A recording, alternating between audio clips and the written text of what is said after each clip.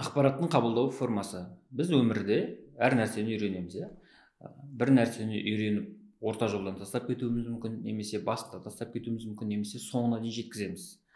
Осы соңына дейін жеткізген кезімізде нәтижені толық көре алмаймыз. Нәтижеміз аз болады, немесе өзіміз қанағаттанбаймыз. Бастапқыда біз ойлаған нәтижеге жете алмаймыз. Бұл не үшін?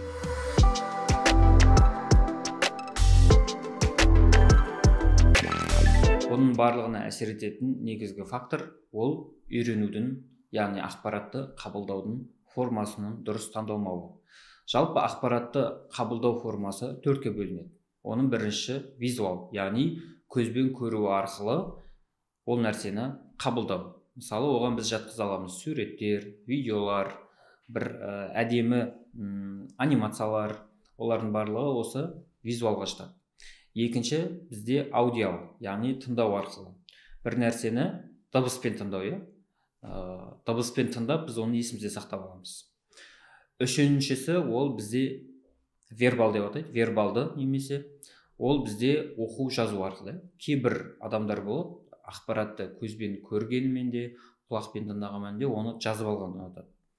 Немесе оқып алғанды ұнатады, конспектісін. Және соңғысы бізде кинестетик. Кинестетик дегеніміз бұл қолмен ұстап көру, шұқылап көру, өзі істеп көру. Мысалы, оған біз жатқыза аламыз. Музыкада, яғни белгілі бір аспапта ойнайтын адам, оны көзбен көріп қана қоймай, оны ұстап, өзі тартып, шертіп көрмей, ол аспапты үйрене алмайды. Енді осы ақпараттың қабылдау формасын, бірдеңені үйрену процесінде қалай таңдаймыз? Мысалы, сіз домбырада үйренуді, яғни домбыра тартуды үйренуді бастадыңыз делік. Бір кітапты аласыз домбыраға қатысты. Оны кітапты оқисыз. Ол жерде кітаптың жаңағы домбыраға қатысты теориялық білімі беріледі, яғни конспекция. Сіз оны жазып аласыз. Одан кейін домбыраны тартып отқан белгілі бір адамды көзбен көресіз. Сол көрген кезіңізде сол жерде автомат түрде құлақпен тыңдайсыз, мынау нәрсені тартып жатыр деген секілді. Яғни дыбыссыз болмайды ол нәрсе, музыкалық аспап болғандықтан. Одан кейін оны сіз өзіңіз ұстап көресіз, ұстап шертіп көресіз, қолыңызды үйретесіз. Яғни осы нәрселердің барлығы бізде бұл жаңағы төрт қабылдау формасының барлығына әсер етеді. Сіз тек қана отырып, теориясын ғана отырып, оқып, жазып, ол нәрсені үйрене алмайсыз.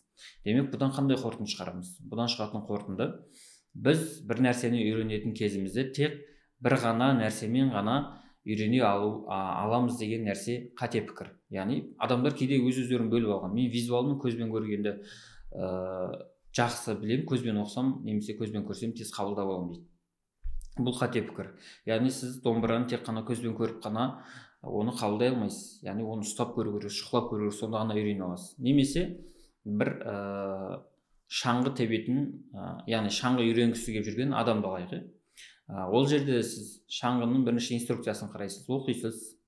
Одан кейін оны жаңағы теуіп жүрген адамдарды көресіз көзбен, былай тебеді екен деген секілді.